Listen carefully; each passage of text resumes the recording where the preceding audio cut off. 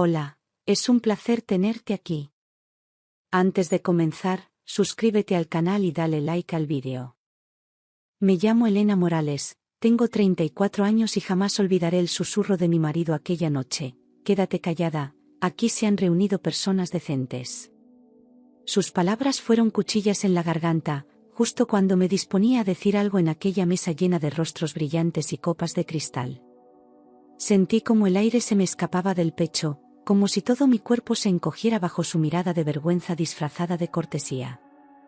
La conversación siguió como si nada, pero yo ya no estaba ahí, solo oía un zumbido lejano, un eco doloroso repitiendo su frase en mi cabeza.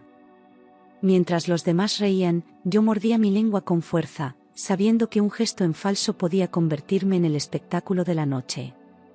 En ese instante, entendí que no estaba casada con un hombre, estaba encadenada a una apariencia.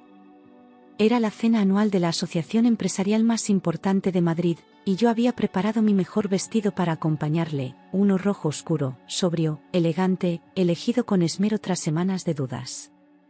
La alfombra del salón parecía hecha para pisarla con miedo y cada lámpara de cristal colgaba como testigo silencioso del poder.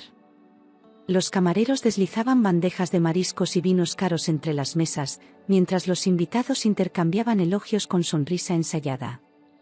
Yo apenas respiraba, procurando no estorbar, no fallar, no ser la nota disonante entre tanto apellido ilustre.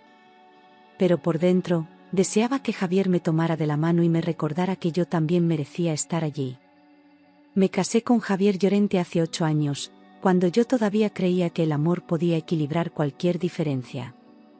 Él era un empresario exitoso, acostumbrado al lujo desde la cuna, heredero de una de las mayores fortunas del país y educado entre colegios privados y veranos en Ginebra. Yo lo admiraba, me deslumbraba su seguridad, su manera de hablar del mundo como si todo le perteneciera. A su lado, me sentí por un tiempo parte de algo más grande, como si pudiera transformarme.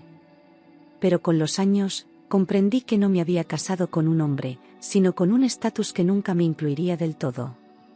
Yo, en cambio, crecí en un pequeño pueblo de Castilla-La Mancha, rodeada de trigales y madrugones, hija de un panadero que amasaba con las manos heridas y una maestra que recitaba a Machado mientras cocinaba lentejas. En mi casa no había lujos, pero sí respeto, palabras sinceras y una dignidad que jamás me hizo sentir pobre. Fui la primera en estudiar en la universidad, con becas y trabajos de medio tiempo, y cada logro lo celebraba con lágrimas y cartas de mis padres. Años después, cuando conocí a Javier, pensé que esa historia le parecería admirable. Me equivoqué, para él, era solo una anécdota pintoresca. Desde el principio, la familia de Javier me hizo sentir que no pertenecía a su mundo, aunque nunca lo dijeron abiertamente.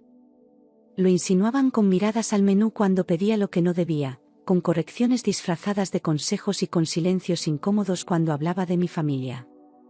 Su madre, elegante como una estatua de mármol, me preguntó una vez si me resultaba difícil entender el arte moderno. Su hermana, Lucía, se burlaba de mi acento cada vez que podía. Y aunque Javier nunca las detuvo, siempre me decía que no me lo tomara tan a pecho, que eran cosas sin importancia. En público, Javier era encantador, ese tipo de hombre que sabe cómo brillar sin opacar, que saluda a todo el mundo por su nombre y hace reír hasta al camarero. Yo lo veía moverse entre los empresarios como un rey en su corte, impecable, seguro, admirado por todos.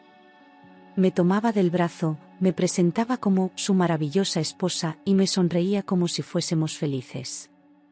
Pero en privado, su voz se volvía más baja, más cortante, y cada elogio que recibía se transformaba en una razón para recordarme que sin él yo no sería nadie. Lo peor es que por años lo creí. Pasé semanas eligiendo el vestido adecuado, practicando cómo comportarme y repasando el protocolo con la intensidad de una estudiante antes de un examen. Leí artículos sobre modales en cenas formales, miré vídeos de oratoria y hasta contraté una asesora de imagen sin que Javier lo supiera. Quería que se sintiera orgulloso de mí, que no tuviera que justificarse por llevarme. Soñaba con que esa noche fuese diferente, con que por fin él me viera como una igual.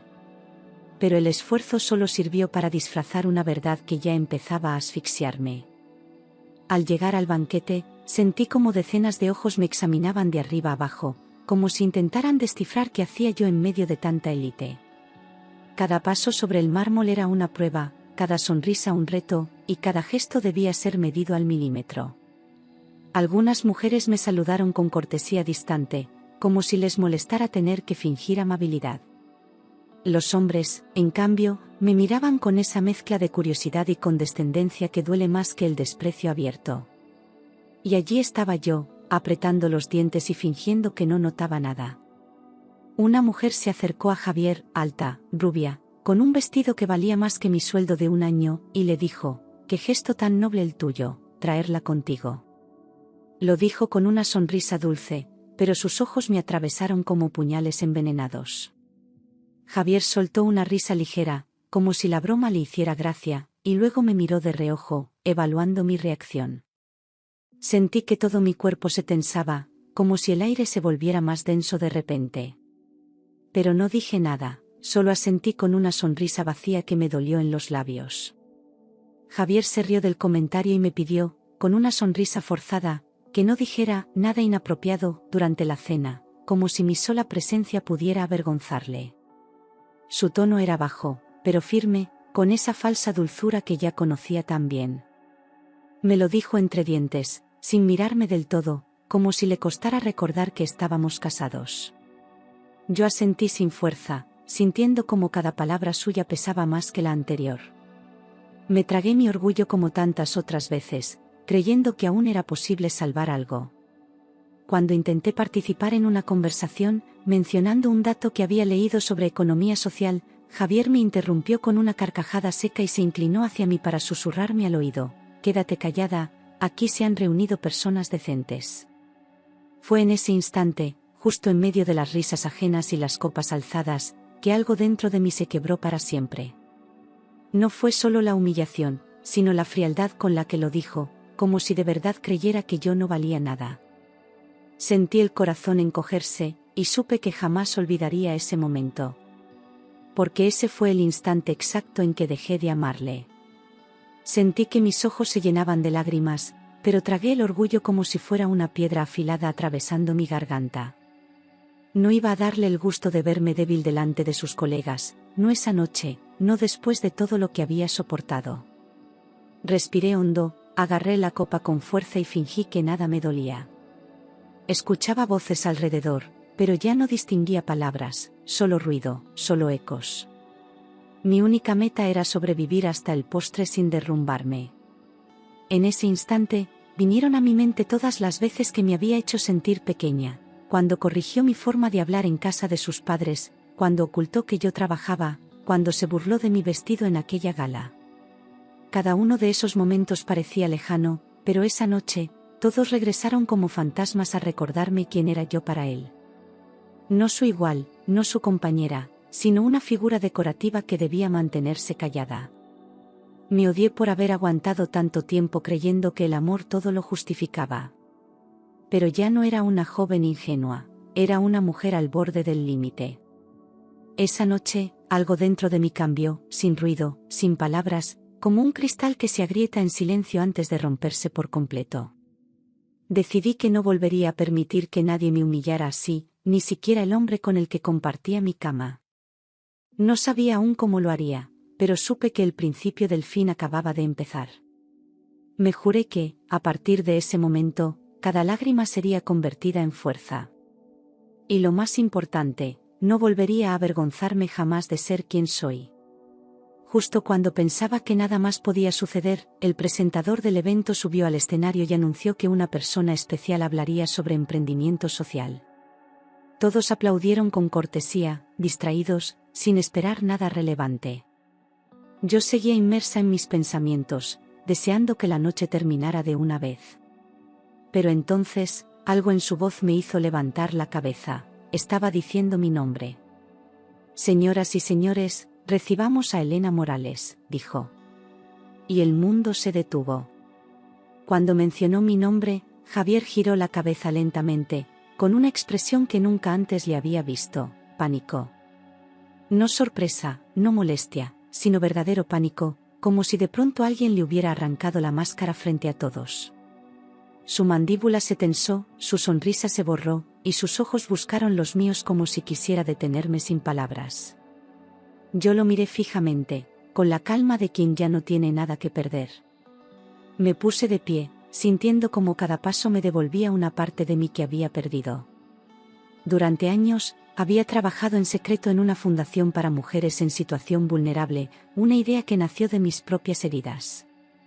Aprovechaba mis ratos libres, mis fines de semana, y todo el dinero que Javier no controlaba, para ayudar a mujeres como yo. Nadie en su mundo lo sabía, porque él jamás se interesó por lo que yo hacía más allá de su círculo. Lo construí en silencio, con pasión, con convicción, con la certeza de que algún día ese proyecto sería mi escudo. Y ahora, por fin, ese día había llegado. Mis piernas temblaban, pero cada escalón que subía era un paso lejos de la mujer invisible que había sido. Sentí todas las miradas clavadas en mí, pero por primera vez no me importaron, porque estaba allí por mérito propio. Al tomar el micrófono, mi voz sonó clara, firme, como si hubiera estado esperando toda la vida por ese momento. Busqué entre la multitud el rostro de Javier, que me miraba sin saber dónde esconderse. Y entonces comencé a hablar. Hablé de mis orígenes humildes, de cómo el esfuerzo y la educación transformaron mi vida, sin adornos ni falsas modestias. Conté cómo mi padre me enseñó el valor del trabajo honesto y cómo mi madre me hizo amar el conocimiento como un arma contra la injusticia. Recordé los años de becas, las noches estudiando sin calefacción, los primeros rechazos por mi acento o mi apellido. Y confesé que durante mucho tiempo creí que debía avergonzarme de todo eso. Pero ya no más. A medida que hablaba, la sala se fue quedando en silencio absoluto, como si cada palabra rompiera una capa de hipocresía suspendida en el aire. Vi cómo algunas mujeres asentían discretamente, como algunos hombres bajaban la mirada con incomodidad. Mis palabras no eran un ataque, eran una verdad largamente callada, una declaración de dignidad. Y mientras hablaba, yo misma me descubría, más fuerte, más libre, más viva. Nadie interrumpía, nadie fingía cortesía. Me estaban escuchando de verdad. Revelé que la fundación que había creado había ayudado ya a más de 3.000 mujeres a crear sus propios negocios, sin depender de ningún apellido, fortuna ni marido. Mostré cifras, casos, testimonios reales que hablaban de superación, de libertad económica, de vidas reconstruidas. Fue entonces cuando la sala, que me había recibido con condescendencia, empezó a transformarse. Unos aplaudieron tímidamente, otros se miraron incómodos, pero ya no podían ignorarme. No era solo la esposa de Javier Llorente, era Elena Morales. Muchos de los presentes se pusieron de pie para aplaudirme con admiración, y ese sonido fue como una caricia inesperada tras años de silencio forzado. Vi rostros que antes me evitaban ahora llenos de respeto, y comprendí que, por primera vez, no era yo quien debía sentirse fuera de lugar. Algunos incluso se acercaron tras el discurso para felicitarme, preguntarme más, pedirme contacto. Yo les sonreía, con la serenidad de quien ya no necesita demostrar nada. Y en medio de esa ovación, supe que había comenzado una nueva etapa. Al mirarle, vi su cara desencajada por la vergüenza y el miedo, como si la estructura perfecta de su vida comenzara a desmoronarse delante de todos. Ya no era el hombre seguro que dominaba cada espacio, sino alguien que no sabía dónde poner las manos ni cómo sostener la mirada. Intentó aplaudir, pero lo hizo tarde, torpemente, como si su cuerpo no le obedeciera. Y en ese gesto, por fin vi su verdadera talla, no era grande, solo estaba bien disfrazado. Esa noche, la máscara se le rompió sin remedio. Varios periodistas se acercaron para entrevistarme, y mi nombre comenzó a aparecer en titulares que jamás imaginé ver. Elena Morales emociona con un discurso sobre superación y dignidad, decía uno. La mujer detrás de una fundación que transforma vidas, titulaba otro. Las cámaras, que antes se giraban hacia mí solo por ser la esposa de alguien, ahora me buscaban por lo que yo había construido. Javier observaba desde la sombra, reducido a un silencio que por fin le hacía justicia. Javier intentó acercarse a mí con una sonrisa forzada, como si aún tuviera el control de la narrativa, como si pudiese fingir que todo estaba bien. Se inclinó para decirme que había estado increíble, pero yo di un paso atrás, manteniendo la distancia con elegancia. No hubo escándalo, no hice una escena, solo lo miré a los ojos y le agradecí con frialdad por haberme inspirado. Sus mejillas se tensaron, su mirada se apagó, y por primera vez no tuvo una respuesta preparada. Porque ya no jugábamos en el mismo tablero. En el coche, guardamos un silencio absoluto que lo decía todo, como si las palabras hubieran perdido su utilidad entre nosotros. Javier conducía rígido, con la mandíbula apretada y los nudillos blancos sobre el volante, mientras yo miraba por la ventana, sintiéndome extrañamente libre. No me pidió explicaciones ni hizo preguntas, quizás sabía que cualquier intento sería inútil. Por dentro, yo repasaba cada segundo del evento como quien reconstruye una escena de crimen. Algo había muerto esa noche, y no pensaba resucitarlo. Al llegar, le pregunté sin rodeos si se sentía orgulloso de haberme llamado indecente, frente a todos, con la misma frialdad con la que él solía hablarme. No gritaba, no lloraba, solo buscaba una respuesta honesta después de años de mentiras sutiles. Él desvió la mirada, murmurando algo sobre malinterpretaciones, como si mi dolor fuera un malentendido más. Pero ya no era la mujer que aceptaba medias verdades. Le dije que esa noche había sido la última vez que me callaba por él. Respondió que solo quería evitar que hiciera el ridículo, como si proteger su imagen justificara aplastar la mía. Usó ese tono condescendiente que tantas veces me había hecho dudar de mí misma, pero esta vez no surtió efecto. Le miré sin pestañear, y le dejé claro que quien había quedado en ridículo había sido él, por no saber valorar a quien tenía al lado. Intentó cambiar de tema, minimizar lo ocurrido, pero era tarde. El respeto que aún quedaba entre nosotros se rompió para siempre. Dormí en el sofá aquella noche, no porque él me lo pidiera, sino porque no podía soportar estar bajo el mismo techo sin una barrera física. Sentí el frío del cuero bajo la manta delgada, pero fue un frío liberador, casi necesario. Mientras él dormía en nuestra cama vacía, yo comencé a imaginar una vida sin sus reglas ni sus límites. No tenía aún un plan, pero por primera vez no sentía miedo. Sentía alivio. Al día siguiente, comprendí que ese matrimonio ya no tenía salvación, que ni el amor ni el pasado eran excusas para seguir permitiendo humillaciones. Miré las fotos enmarcadas del salón, los regalos de boda, los trofeos de su ego, y ya no me reconocí en ninguna parte. No se trataba de un error puntual, sino de una historia construida sobre desigualdad y silencios impuestos. Tenía que soltarlo todo para poder respirar. Y decidí que lo haría. Empecé a dedicar todo mi tiempo a la fundación y a estudiar un máster en dirección empresarial, con una determinación que nunca antes había sentido. Invertí en mí como nunca había invertido nadie, porque sabía que mi futuro dependía solo de lo que yo estuviera dispuesta a construir. Dormía poco, comía a deshoras, pero cada día me sentía más viva. Cada logro, por pequeño que fuera, era una victoria sobre años de invisibilidad. Ya no buscaba aprobación, buscaba propósito. Mi trabajo empezó a ser reconocido en toda España y recibí premios importantes que, por primera vez, llevaban mi nombre y no el de un marido famoso. Me invitaban a congresos, mesas redondas, encuentros de liderazgo femenino, y cada invitación era una prueba de que estaba haciendo las cosas bien. Mujeres de todo el país escribían para contarme sus historias, buscaban consejo, inspiración, respaldo. Yo les respondía una a una, recordándoles que no estaban solas. Y cada mensaje suyo me devolvía la fuerza que años atrás me habían quitado. Su empresa comenzó a tener problemas financieros mientras la mía crecía en silencio, sostenida por valores que él nunca entendió. Empezó a aparecer menos en eventos, evitaba hablar de mí, y cuando alguien lo hacía, desviaba la conversación con una sonrisa tensa. Su círculo de confianza se redujo, y muchos de sus socios comenzaron a mirarlo con desconfianza. Yo no hice nada para provocarlo, el tiempo se encargó de poner cada cosa en su lugar. Y él, acostumbrado a ganar sin esfuerzo, no supo cómo resistir la caída.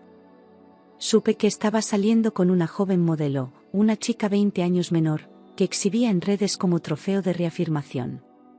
También escuché que hablaba mal de mí a sus socios, que decía que yo me había aprovechado de su apellido para ascender. No me dolió, me dio pena, porque era evidente que aún no había entendido nada. Su discurso era el de un hombre herido por el orgullo, no por el amor. Y yo ya estaba en otro nivel, uno donde su voz ya no tenía eco. Fui yo quien pidió el divorcio, sin lágrimas, sin súplicas, sin necesidad de explicarle nada. Le entregué los papeles con calma, en una sala neutral, frente a abogados que ni se miraban entre sí. No discutí por bienes, no reclamé nada, solo quería cerrar esa puerta con dignidad. Él intentó alargar la reunión, buscando alguna reacción, pero no la encontró. Porque yo ya me había ido mucho antes de irme. Javier intentó negociar, temiendo perder prestigio, proponiéndome arreglos que beneficiaran su imagen pública. Me ofreció una fundación conjunta, ruedas de prensa, incluso un testimonio compartido. Pero yo le respondí con firmeza que no tenía interés en asociarme con alguien que desprecia a las personas humildes. Su rostro se tensó de rabia contenida, y por primera vez comprendió que ya no tenía poder sobre mí. No necesitaba vengarme, el simple hecho de decir no ya era suficiente. Con el divorcio firmado, me mudé a un ático en el centro de Madrid, amplio, luminoso, con estanterías llenas de libros y paredes aún por llenar. Decoré cada rincón como quise, sin pedir opinión, sin esperar aprobación, construyendo un espacio que me reflejara. Dormí en paz, me despertaba con energía, y por fin sentía que vivía una vida mía, sin concesiones. Era el comienzo de algo nuevo, y no tenía miedo. Por primera vez, me sentía dueña de mi destino. Compré mi propia oficina y contraté a mujeres que habían salido adelante gracias a la fundación, creando un equipo sólido y comprometido. Cada una tenía una historia distinta, pero compartíamos el mismo fuego en los ojos, el deseo de cambiar realidades. Nos apoyábamos, crecíamos juntas, aprendíamos unas de otras como hermanas de batalla. Convertí el lugar en un refugio y en una trinchera, donde nadie era menos por su pasado. Y así, día a día, construíamos algo que ningún hombre podría controlar. Mis proyectos fueron reconocidos en Europa y América Latina, y recibí invitaciones para colaborar con organismos internacionales. Viajes, conferencias, alianzas estratégicas, todo empezó a fluir con una naturalidad que antes parecía imposible. Pero nunca olvidé de dónde venía, y en cada intervención hablaba de Castilla-La Mancha, de mis padres, de mi verdad. No me perdí en el brillo del éxito, lo usé para alumbrar a otras. Y cuanto más lejos llegaba, más firme se volvía mi raíz. Un día, Javier apareció en mi oficina, derrotado y desesperado, con el traje arrugado y la mirada hundida, como si el tiempo lo hubiese desdibujado. Pidió verme sin cita, sin anuncio, como quien ya no tiene orgullo ni excusas. Al principio pensé que era una broma, pero al verle de pie, tambaleante, comprendí que algo en él se había roto del todo. Lo hice pasar, no por compasión, sino por respeto a mi historia. Y cuando se sentó frente a mí, supe que no venía a atacarme, sino a pedir ayuda. Me pidió que invirtiera en su empresa, que estaba al borde de la quiebra, que podía ser una alianza estratégica y beneficiosa para ambos. Habló de sinergias, de reputación, de cifras que ya no impresionaban a nadie, mucho menos a mí. Intentó usar un tono profesional, pero la voz le temblaba y evitaba mi mirada como un niño pillado en falta. Yo le escuché entera, sin interrumpir, dejando que agotara su discurso. Y cuando terminó, solo me incliné ligeramente hacia él y le respondí con la verdad que nunca quiso oír. Le dije que no tenía interés en asociarme con alguien que desprecia a las personas humildes, que los números no borran el daño, y que la dignidad no se negocia. Javier se quedó en silencio, como si no comprendiera que mi negativa no era por orgullo, sino por principios. Le expliqué que una empresa sin valores no es sostenible, y que yo ya no invertía en lo que no creo. Vi cómo tragaba saliva, herido en lo más profundo de su ego. No había rabia en mis palabras, solo claridad. Días después, su empresa fue absorbida por un fondo que llevaba meses negociando silenciosamente, dirigido por mí. Era una operación legal, limpia, estratégica y necesaria para salvar los empleos que él había puesto en riesgo por su soberbia. No lo hice por venganza, sino por justicia y visión de futuro. Cuando se enteró, me llamó varias veces, pero no respondí. Ya no tenía nada que decirle. Fui nombrada presidenta del nuevo consejo directivo, y en la primera reunión, Javier fue citado para comunicarle su despido. Entró en la sala con el gesto cansado, sabiendo lo que venía, pero sin la dignidad de asumirlo. Yo lo miré a los ojos, sin odio, solo con la serenidad de quien ya no teme a nada. Le agradecí su tiempo en la empresa y le deseé suerte en su próximo camino. Y en ese instante, supe que por fin había recuperado el control de mi vida. Lo miré a los ojos mientras le decía, ahora sí, puedes quedarte callado, devolviéndole, sin gritos, aquella frase que me partió el alma años atrás. Fue un instante breve, pero eterno, en el que todo el dolor se transformó en fuerza y todo el silencio en poder. Javier bajó la mirada, derrotado, sin palabras, sin escudos, como un eco de sí mismo. Salió de la sala con pasos lentos, como si cada uno pesara más que el anterior. Y yo me quedé de pie, firme, en paz. La prensa habló de mí como una de las mujeres más influyentes del país, no solo por el éxito empresarial, sino por mi historia de superación. Me llamaban ejemplo de resiliencia, voz de las que no tienen voz, y cada titular era una señal de que mi lucha había valido la pena. No busqué ese reconocimiento, pero lo recibí con humildad y compromiso. Sabía que el respeto verdadero no se exige, se construye. Y el mío estaba cimentado sobre cicatrices que ya no dolían. En un evento benéfico conocí a Andrés, un periodista honesto y apasionado, que no me miraba como símbolo, ni como trofeo, sino como persona. Hablamos durante horas, no de empresas ni de logros, sino de libros, infancia, música y heridas sanadas. Su mirada no juzgaba, solo escuchaba, y su presencia era tan sencilla como verdadera. No fue un flechazo, fue una conexión lenta, pero real. Y por primera vez, sentí que podía volver a confiar. Andrés nunca me juzgó por mi pasado, admiraba mi fuerza, pero también aceptaba mis dudas, mis silencios, mis días grises. No intentaba salvarme ni corregirme, me acompañaba. A su lado, aprendí que el amor no es control ni sacrificio, sino libertad compartida. Caminábamos juntos, sin jerarquías ni máscaras, sin necesidad de fingir. Y cada día con él era un acto de reconciliación conmigo misma. Aprendí a perdonarme por haber permitido tanto desprecio durante años, entendiendo que la culpa no era mía, sino del miedo que arrastraba. Dejé de reprocharme por no haberme ido antes, y comencé a valorar la mujer en la que me había convertido. Perdonar no era olvidar, era dejar de cargar con cadenas que ya no me definían. Me miré al espejo y, por primera vez, vi a Elena entera. No perfecta, pero libre. Empecé a dar conferencias motivacionales a mujeres en situaciones similares, compartiendo mi historia no como ejemplo, sino como posibilidad. Hablaba con la voz que una vez me fue negada, y veía cómo otras la recuperaban también. Cada testimonio, cada lágrima, cada abrazo al final de una charla me recordaba por qué seguía adelante. Ya no era solo mi camino, era un puente para muchas. Y eso le daba sentido a todo. Recibí una carta suya pidiendo perdón por todo el daño causado, escrita con una sinceridad que no esperaba. No justificaba nada, no pedía segundas oportunidades, solo admitía su cobardía, su soberbia, su incapacidad de amarme como merecía.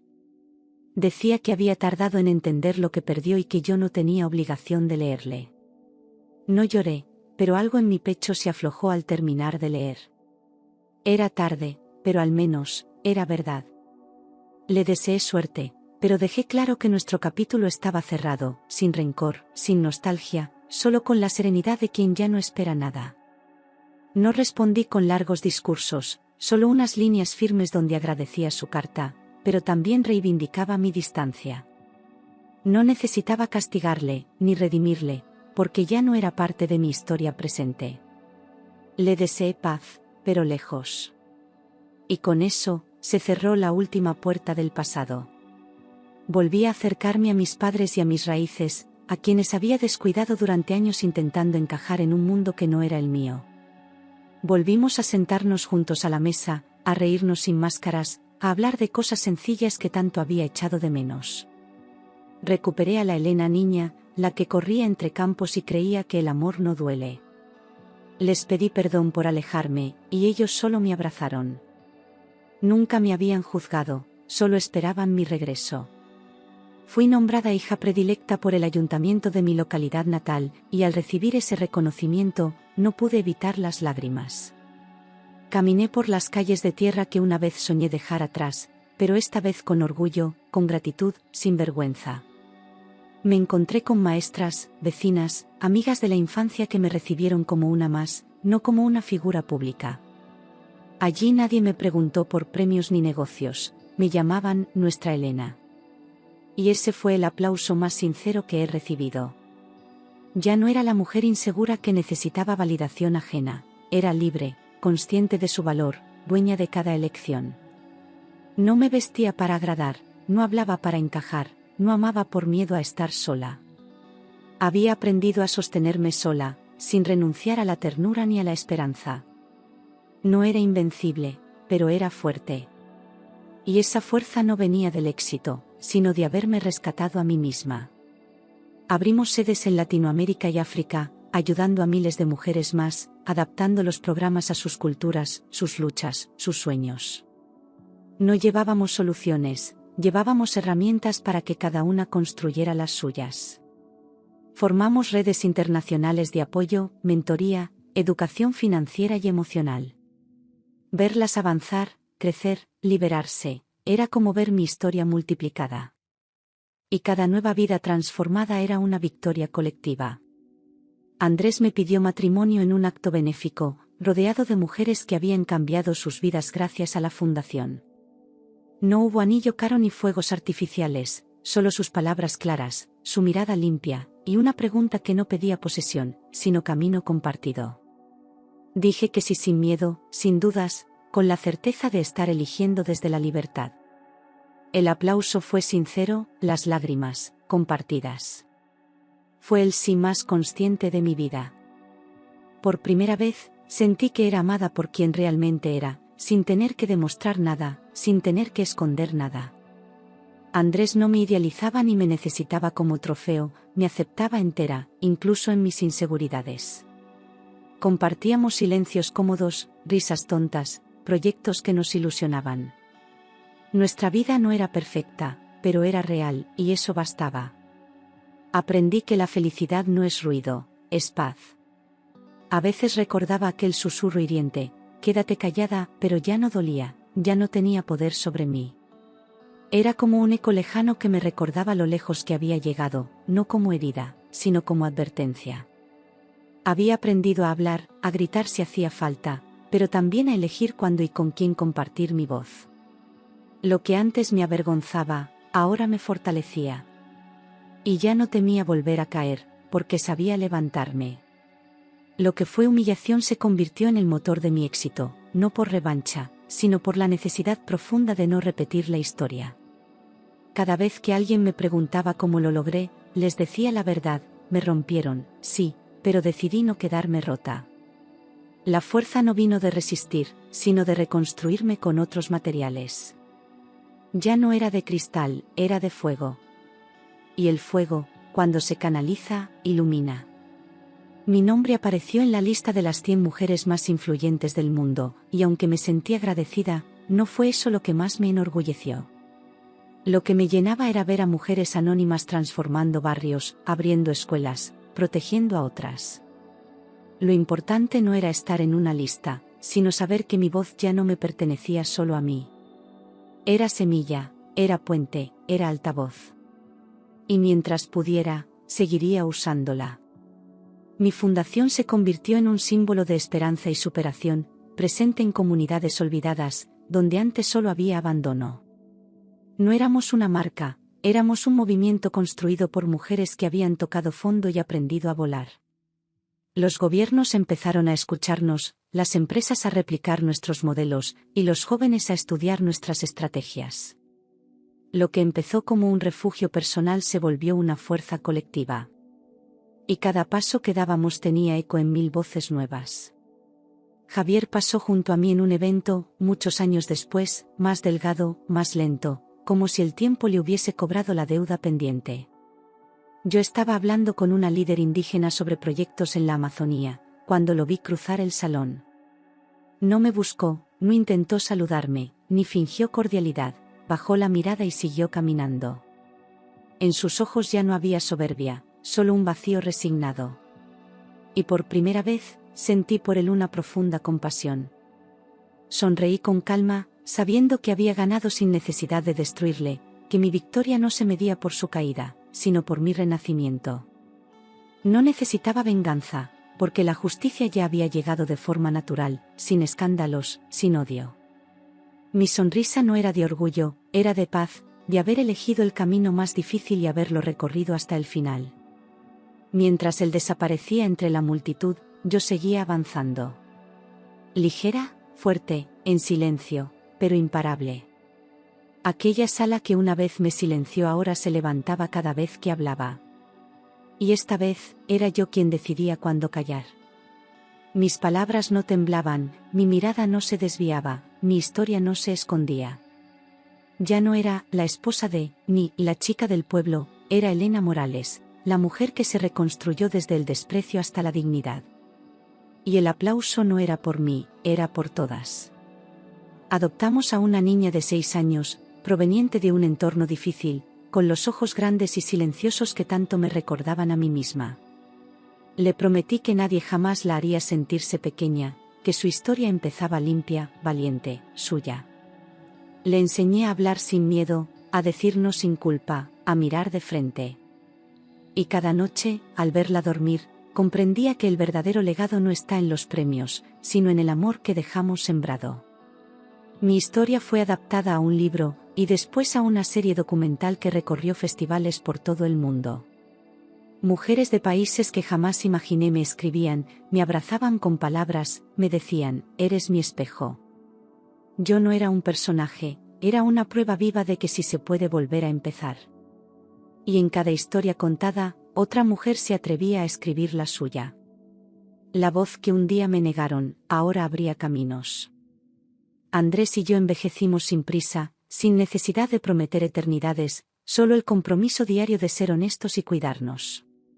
Compartimos libros, viajes, silencios cómodos, y también discusiones sin miedo a rompernos.